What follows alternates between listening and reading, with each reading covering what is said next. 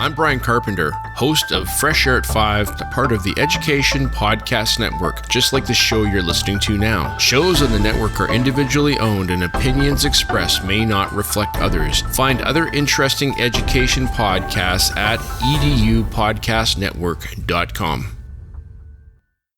This episode of the Burned In Teacher Podcast is brought to you by Blinkist, my personal favorite way to listen to books in short blinks. Hear me out here. It really truly is more knowledge in less time. It's perfect for curious people like me who love to learn and busy people like me who don't have time to read, and even people who aren't into reading, also like me. Blinkist offers a way for busy people, not just professionals, to understand books and podcasts in 15 minutes or less. You can read or listen to books. You can find your next read based on your interests. You can even take advantage of new shortcasts. So Blinkist has teamed up with podcast creators to bring you key insights from podcasts. So if you want to be more knowledgeable, more successful, healthier, a better parent, happier, or be your best self, Blinkist is perfect. 95% of Blinkist members read significantly more than before. 91% of Blinkist members create better habits, and 87% of Blinkist users have made positive changes in their lives thanks to Blinkist. And you know, that's what I'm all about. And if you are a Burned In Teacher Podcast listener, you can get a 7-day free trial of Blinkist. And trust me, when you begin, you will never read books the same again. So go to bit.ly/BITblink7. That's bit.ly/BITBLINK7 to get 7 days free of Blinkist. My favorite way to learn so I can take action and take my next best step. Well, hey there, Burned In Teachers. Welcome to episode 127 of the Burned In Teacher Podcast. Today, we're going to talk about how to do more than survive the winter blues and a few ways that I'm making myself the happiest that I can be, even when I feel those feelings of seasonal affective disorder sort of settle in. Your personal and professional life shouldn't feel on hold or held hostage by the winter months. And I choose not to settle for tears or being sedentary and isolated for 3 months of my life. That's just a lot of time to waste feeling sad. And it doesn't sound fun at all to me. I don't know about you. So in this episode, I'm going to give you a few tips that will help you out with this. So the first thing we're going to do is figure out whether you're dealing with burnout or the winter blues. And we're going to reflect on what winter blues has looked like for myself and possibly for you in the past. And finally, of course, you know, we're going to talk about small actions that I'm taking and that you could possibly take to make this season of the winter blues less hostage and maybe a little bit more hopeful. Let's dive in. Hey there, I'm Amber Harper, former burned out teacher turned teacher burnout coach, dedicated to helping other teachers like you to grow through your burnout and take your next best steps toward what you want from your career in education and in life. After an embarrassing emotional breakdown in front of my teacher besties, I knew something needed to change, and that something was me. I decided that I wasn't going to settle for burnout as my sentence as a teacher, mom, wife, or friend. And I knew it was going to take way more than practicing conventional self-care to make the progress I wanted to make. No amount of manicures, bottles of wine, or bubble baths was going to save this girl. Fast forward a few years later, and I've used everything I've learned about teacher burnout and personal development to write a book, build a course, and lead a community of burned-in teachers who refuse to settle for a life of burnout as their forever reality. I've used my burnout as an opportunity to become an active participant in my life, in the classroom and here on the mic, using all that I've learned to teach kids and serve teachers. And you can do the same. The Burned In Teacher Podcast is one part burnout and all other parts action, inspiration, and support to help you grow through your burnout and live a happier, more fulfilled career and life. So take a deep breath, my friend, because you're about to take your next best step to becoming a burned-in teacher. Now let's get started. Well, hey there, Burn-In teachers. I am so excited to share this episode with you today. I'm going to get a little vulnerable with you, a little honest, a little coachy. It's going to be a little of everything. And I feel, especially in light of, all of the challenges that I have been facing myself as a teacher, I think that this is a really good timing for this topic of talking about, burnout versus the winter blues, what it is that we can possibly do about it. And I say I'm excited, and that is one of the things that's one reason that I know I'm dealing with the winter blues is it's hard to get excited about a whole lot for me lately. And I know that it's true for you too, because I've heard from you all, and I know that things are hard for you right now too. Student behavior is extremely challenging. The schedule is all over the place depending on weather. Actually, as I'm recording this, we're trying to figure out what's going to happen with parent-teacher conferences and a professional development day because there's an impending storm coming and it's hitting in the middle of the day. It's just, constant unknowns and unpredictable, days and behaviors, and all of that can take a toll on us for sure. But if you're also dealing with the winter blues in addition to burnout, this can be especially challenging because the best thing that we could possibly ask for is consistency, right? Consistent, predictable behaviors, consistent, predictable days of school, a consistent, predictable curriculum. The list could go on and on and on. And that's why this topic is so important to me and so close to my heart, because it can just make an already challenging situation even harder if you're dealing with seasonal affective disorder. I do want to make sure that I'm very, very clear before I dive into this topic today that I'm not a doctor, I'm not a therapist, I'm not a counselor. I'm a kindergarten teacher and I'm a teacher burnout coach. So if you feel like you've got more deep-seated struggles than what I'm talking about today, or if this, talking about this topic brings up more hardship and trauma for you, then I definitely suggest that you talk to your doctor or your therapist or your counselor. Talk to somebody about how you're feeling, because all I'm doing today is sharing my experiences, my research, things that are working for me, and my own triggers that are, showing me that I'm dealing with seasonal affective disorder. It is a form of depression. It's not typically diagnosable, but it's pretty recognizable. The signs and symptoms that we'll talk about here in a minute. Before we dive into today's topic of how to do more than survive the winter blues, I want to answer a question from Ask BIT. If you would like to ask me a question, then all you have to do is go to burnedinteacher.com/ask. And when you land on that page, you have two options. You can do what several of my Burn-In teacher friends out there in the world have done, which is just simply fill out the 2-question form. Just simply saying, what's your question? And if you're comfortable, tell me your first name and maybe the state or city or country that you live in. Or you can get super brave and record your voice and record yourself asking your question or talking quickly about your situation that you would like some advice from. So today my question comes from Elizabeth Ann in New York. She says, how do I best get a coworker to pull his weight when repeated requests don't work? I do all of the setup and the breakdown of equipment, planning, printing, etc. The list goes on. And he does nothing but jump in on the lesson like he did the work. He's also very critical. I just want him to share some of the responsibilities, if not all the responsibilities.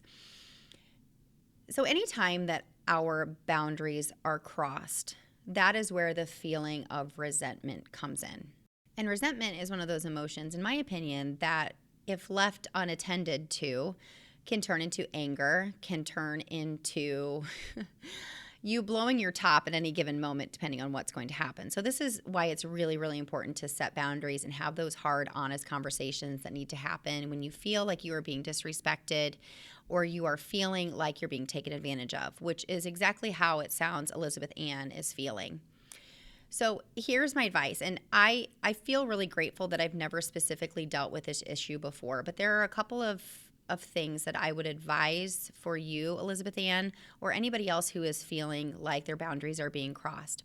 Number one, I always, always suggest that you write down what it is that you want to say on a piece of paper first. And I know that might sound very elementary, but pre-planning and dumping your initial feelings and heightened emotions on paper first is going to help you to really look at maybe how aggressive you might be coming across, and which will lead into my next step, may help you to get those initial feelings of resentment, anger, frustration, get those things out, because you need to get them out. And of course, I'm going to tell you to read them out loud. Okay, because number one, brain dumping anything on paper, getting it out of your head and onto paper. I always like to say getting it out of behind your eyeballs and in front of your eyeballs is a game changer. And I know if you've been listening for any amount of time, you know that I suggest brain dumping, list making all the time. Because especially in a profession filled with women who have spaghetti brains, who everything is in our minds, everything is all lumped together in this messy plate of pasta. And for us to get it out, and for me specifically to get it out onto paper, has really helped me to see things in a way that I had not seen them before. So I would, number one, Elizabeth Ann, I would suggest that you write down, pretend like he is sitting right in front of you, and you just get it all out. Okay. You probably heard before, like if you're feeling angry at someone, you write them a letter, really nasty letter, get it all out and then burn it, right? This is kind of that situation. However, what I want you to do then is I want you to look at at what you write out. And then I want you to ask yourself, like, what's the purpose of this talk with him? Like, what do I want the outcome to be? Because if you go into this conversation blaming and shaming and spewing angry remarks about how what they are doing, or rather what they're not doing, is making you feel, you're making it all about them. This is a recipe for a defensive argument where there will be no positive outcome. Instead, what I would suggest you do is looking at what you wrote down, thinking about what do you want the outcome to be. Well, you kind of laid it out here. You just want him to share some of the responsibilities. So whenever you're talking with somebody about how you're feeling by their actions or behavior or words, I would always, always, always seek to understand before trying to be understood. So first of all, setting a time to meet with him, sitting down with him, maybe in a safe space for him, so that it doesn't feel like, he's being attacked, and I know that you might be like, wait a minute, like why am I trying to make him feel comfortable? But here's the thing. When we are trying to come to a common ground, common place, it's really important that we make it a comfortable situation, because it is a very uncomfortable situation. So we want to do everything we can to make it comfortable, okay? And then seeking to understand. So what I would do is start the conversation with, let's just call him Jeff. That's the first name that comes to my mind. Jeff, I'm really trying hard to understand, over the last several weeks or months, or heck, maybe even years. I'm not sure of the specific situation. I have felt that I have been helping you a lot with my prepping, planning, setup, breakdown of equipment, all of the things that are really important for us to do to reach our students and to serve them. And I'm trying hard to understand how it is that we could possibly share the workload and how you feel about that. You can say it in any number of ways. That would be just off the top of my head. That is a simple way that I would frame it. And he may or may not have any suggestions. He might get defensive. And if he does, I want you to prepare yourself for it and remember and come back to, what do you want the outcome to be? Okay, and he might surprise you. All right, you never know unless you start the conversation. So I would then make sure that you focus on your feelings. So do not say things like, you always, you never, you can't, you won't. Instead, I would always bring it back to how you're feeling and seeking to understand how you can not feel that way anymore. What this does is it's an open-ended way of helping him to be part of the solution rather than him being part of the problem. This is a difference between being a solution seeker and a problem seeker, okay? So you've identified the problems, now we want to seek solutions.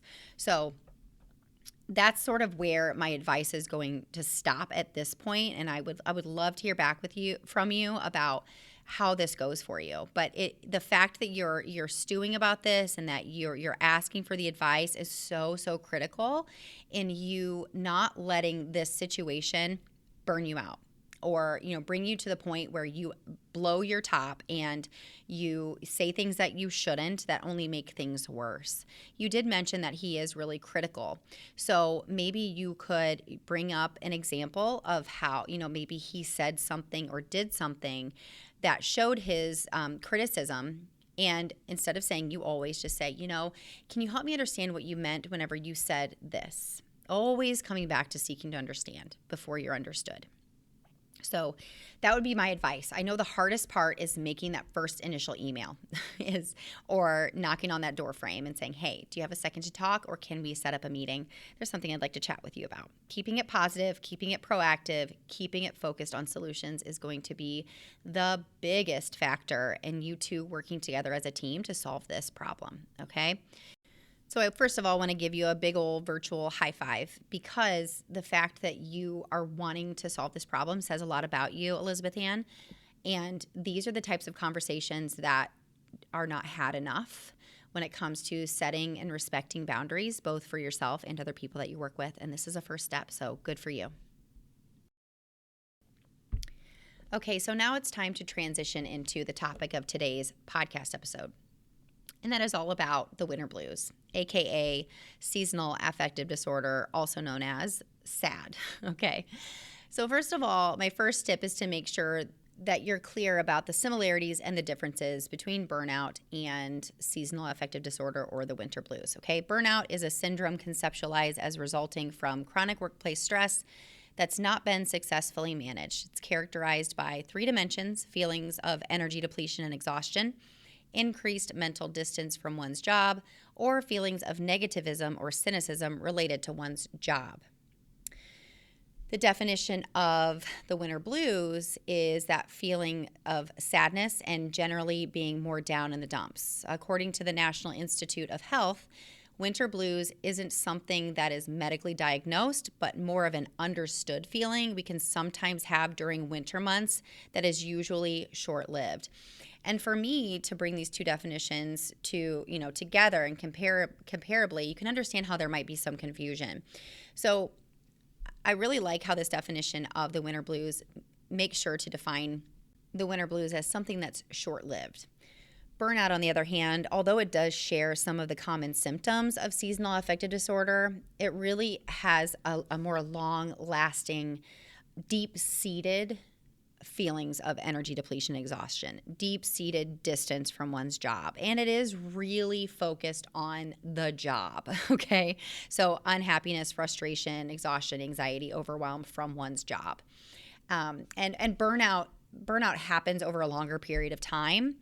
And as you know, can happen for many different reasons. If you've taken the teacher burnout quiz, you know that there are different types of burnout, and therefore there are different solutions to burnout.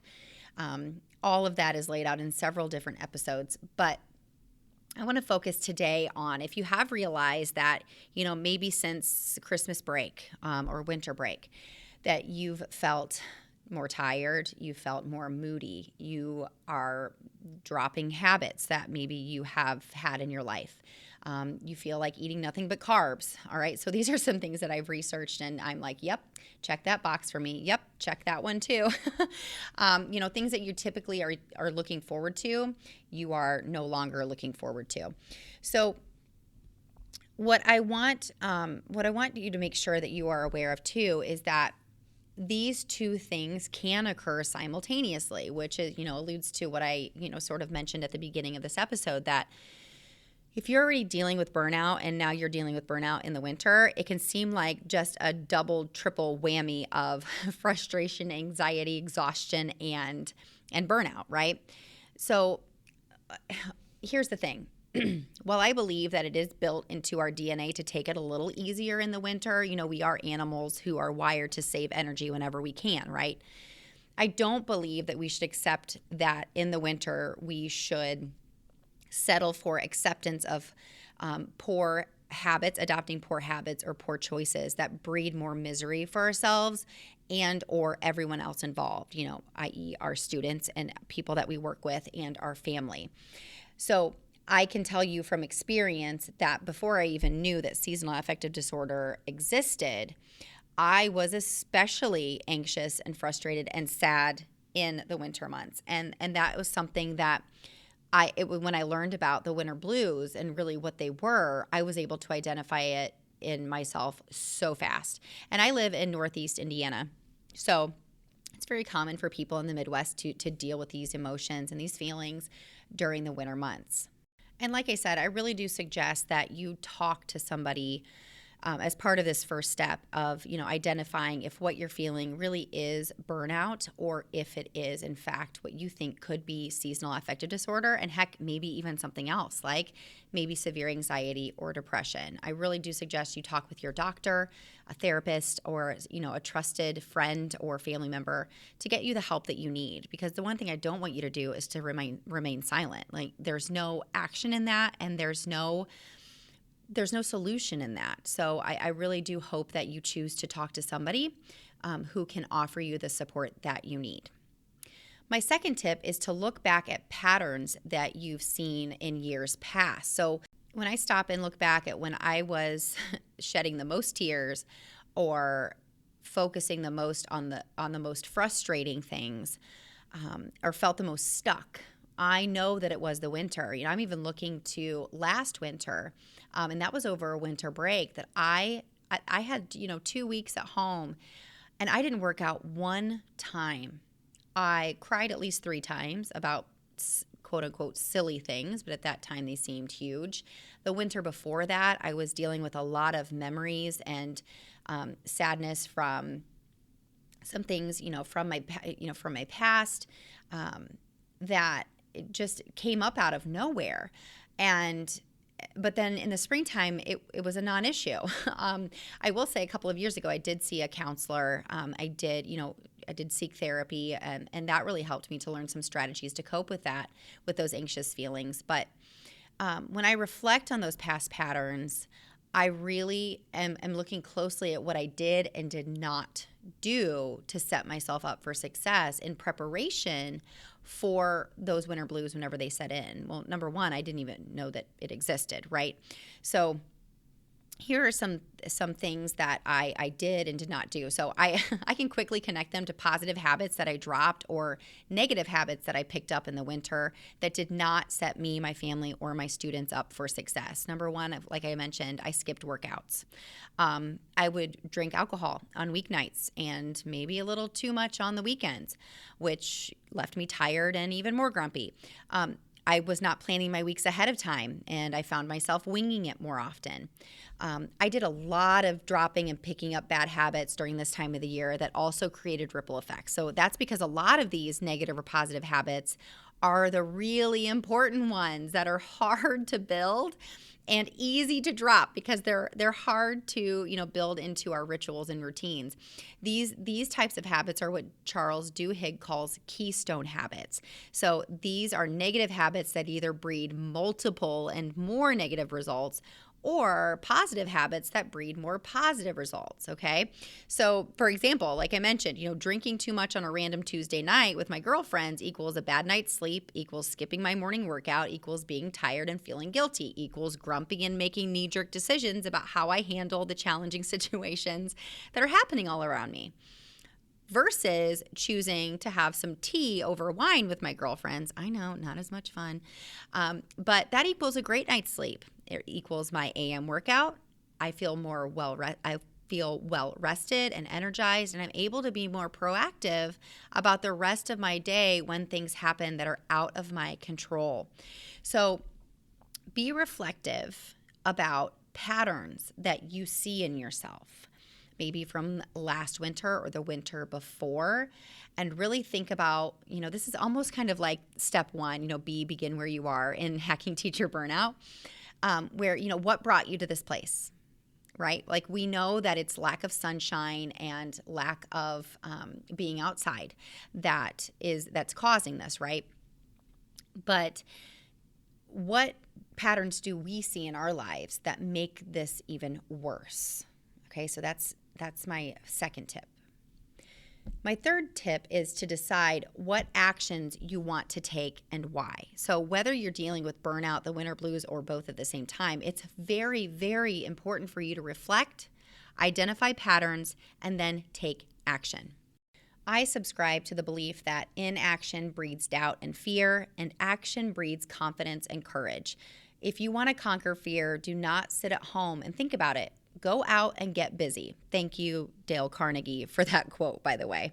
The fact is, you cannot expect different results from your reflection and pattern identity if you just shrug your shoulders and go about your business as usual, right? I mean, that sounds awful when you're dealing with the winter blues or burnout or both. You have to act. In chapter 7 of Hacking Teacher Burnout, I wrote, the possibilities are endless for challenges and changes in our daily lives, but our desire to get out and stay out of burnout has to be so defined and actionable that nothing can rock us. Just setting goals and having the best intentions won't get us to where we want to go as teachers or in our lives outside of teaching. So after defining your personal and professional goals, you may find yourself saying, now what? You may be wondering how on earth you can make the time for the action you need to take to bring your goals into reality.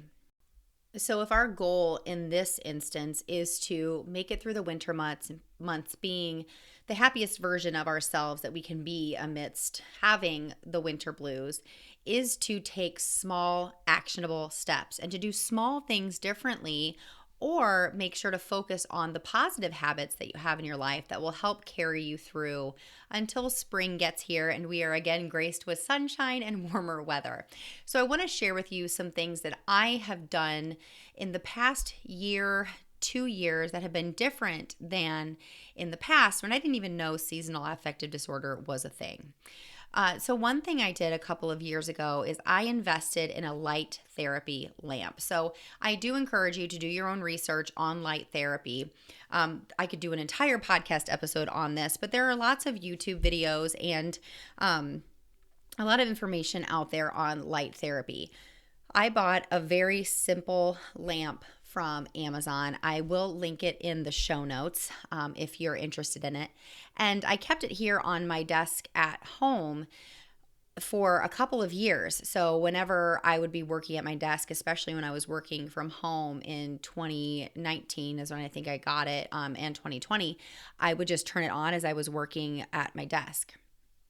But I recently, as I was doing research and watching some YouTube videos and learning more about the winter blues, I actually had the epiphany of, why haven't I taken this to school? Why am I not using this in the morning while I'm, doing my final prep work for the rest of the day, answering emails, etc. So I did that, and I'm already seeing some really positive results from this. I'm sleeping better, and that's one big advantage of using light therapy, is it does help you sleep better because it raises your levels of melatonin and serotonin, and it's been fantastic. One suggestion that I was given from a burned-in teacher masterminder was to get a weighted blanket. And I also have a link to a weighted blanket from Amazon, but I now use one of those every night, and it is wonderful. I can't even tell you how big of a difference it's made in my sleep. I find myself tossing and turning less. I'm sleeping deeper, and that has made a huge difference in my mental, in my attitude and in my mental health over the last few, I've been using it maybe now a month. I really try to get outside intentionally every day, not just to walk to my car, not just to take out the trash, but to go for a walk. Ideally, it would be when the sun is shining, but here in Northeast Indiana right now, we have a lot of cloudy days, but you can even get a lot of vitamin D even from a cloudy day. So getting outside, I try to walk a mile to 2 miles with Jeff most every night. Some weeks we do better than others, but it is something that we are trying to be intentional about. Another thing that I really have sort of brought into my life is sitting in silence or showering in silence, where I would used to listen to a meditation or listen to a podcast or a book on Blinkist. I am now sitting in silence. I just allow myself to be alone with my thoughts and either just, humming a song to myself or really not thinking about anything, especially on my way to work. I've really just enjoyed thinking about the things that are coming up that I'm looking forward to. Going to see our daughter Hannah at in Bloomington here in a few days. Spring break next month with my brother in Florida. There's so much to look forward to, and I think one pattern that I got stuck in was only thinking about the here and now when it came to how I was feeling about being in the middle of winter and how much it sucked and how much I hated it. And although I still have those feelings, I'm not stuck in those. I know that it's short-lived. I know it will go away, and so being alone with my thoughts has really helped as well. A couple of habits that I do have in my life that I have had to make sure that I'm paying close attention to are making sure that I'm eating healthy and drinking things that are keeping me hydrated. So, of course, water. I have been drinking a lot of water for many years. I invested in a hydro flask before school started this year, and I love it so much. One thing I've done, though, is I brew a cup of green tea every morning, and then I dump it in my hydro flask with ice and water. And then I sip on that throughout the day. As you probably know, green tea has a lot of wonderful benefits, and that's one way that I fuel my body with something other than water during the day. I also drink kombucha. I eat pretty healthy throughout the day. I've even picked up intermittent fasting since the beginning of 2022, and that is going really well. And I'm finding myself actually having a lot more energy from only eating for a certain amount of hours a day. Another thing that I do that I'm sure you know is very important to me is I work out every morning. I get up every morning. I'm gonna be honest, not every morning. Most mornings, I allow myself Fridays to sleep in. Sometimes I switch it up a little bit, but I get up every morning at about 4:30, and I get a good hour workout in. And I've been doing a lot of strength training. I'm doing a strength program right now with Les Mills. I've never done this before, and I have found myself loving strength training. That gives me a ton of energy, and it's helping me to build muscle. That is helping me to feel stronger and also helping me look forward to spring, right? So those are a couple of habits that I've had to make sure that I am sticking to. And those are things that I've done for years, but in the past, I've allowed to go to the wayside. And I've seen, again, those are those keystone habits. If you're eating healthy and you're hydrating your body and you're exercising intentionally every day, it's only going to have positive ripple effects in the rest of your decisions that you make throughout the day. One new thing that I'm doing that I've struggled with in the past because it was a boundary that needed to be set that was very hard for me is I've started to build boundaries around my sleep. I live with 2 night owls, and I have mom guilt when it comes to saying, I'm going to bed and y'all can stay up and do whatever it is that you do after 9 o'clock. So I have started to say, I'm going upstairs, I'm going to go to bed by about 9 o'clock most nights. I need a lot of sleep. And I know that in the past, I think back to when I first started teaching, Jeff and I would stay up until sometimes 11:30 at night, no problem. And then I would get up at 4:15 to work out in the morning, no problem. Well, maybe a little bit of a problem, but I would still do it. And I did that for months on end. And now it's like, I can't imagine being up past 10. If I'm up past 10 on a weekday, good Lord, I can't function the next day. I'm just not the same person. So I have started to set boundaries, and I'm in bed by typically 9:15 and asleep by 9:45, 10 o'clock. That gives me about 6.5 hours of sleep, sometimes a little bit more. Of course, my goal would be 8, but if I'm thinking realistically about what that would look like, I would have to be in bed by 7:30, 8 o'clock to reach that goal. And that is just not realistic. And I'm functioning really well on 6.5 hours of sleep. So I feel really good about it, especially since I'm sleeping better. So that's another thing that I've done. And finally, and there are many, many things that I do other than this on a habitual basis. But another thing that's so important is socialization, making sure that you're making time for your friends and family, even if you don't feel like it. Gosh, I feel like I'm talking to my kindergartners because we've had so many conversations about the fact that in order to be successful, we have to do the hard things, even if we don't, and they can literally finish this sentence, even if we don't feel like it. It's part of growing up. It's part of living a healthy, burned-in lifestyle. And there are many ways to socialize. You can, literally meet up person to person, in-person gatherings with whatever you're comfortable with right now.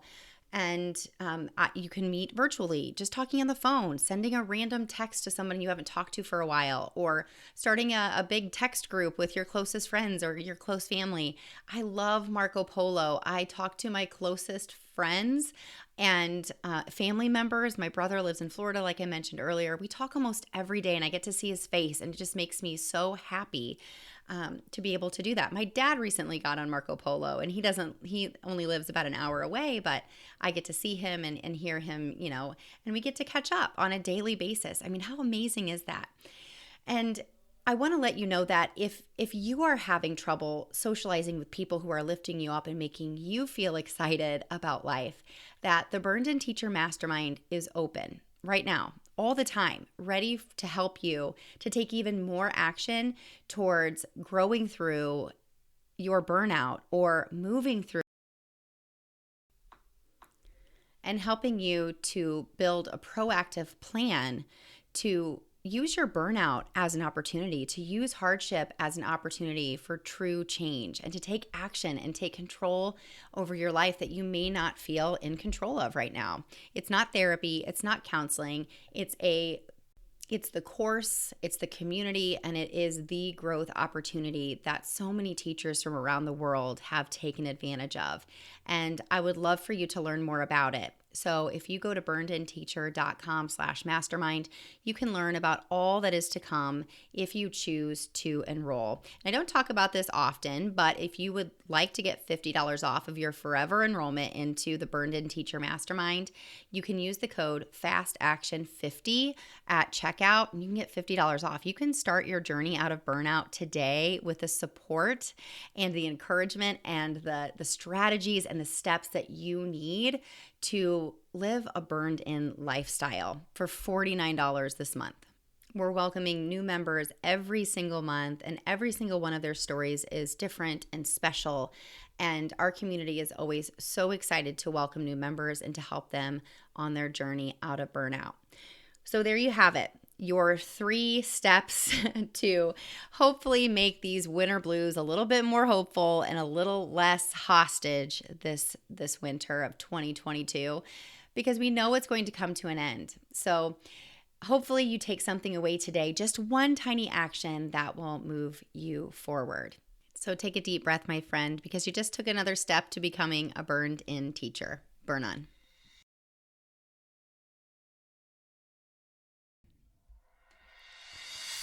If you enjoyed today's podcast episode, you can head over to burnedinteacher.com, where you can access the entire vault of Burned In Teacher podcast episodes and more information about ways I want to help you go from burned out teacher to burned in human. If you enjoyed today's episode, I would be so grateful if you would head over to iTunes and leave a review and a rating about the Burned In Teacher podcast. Until next time, take a deep breath, because you just took another step to becoming a burned-in teacher. Burn on.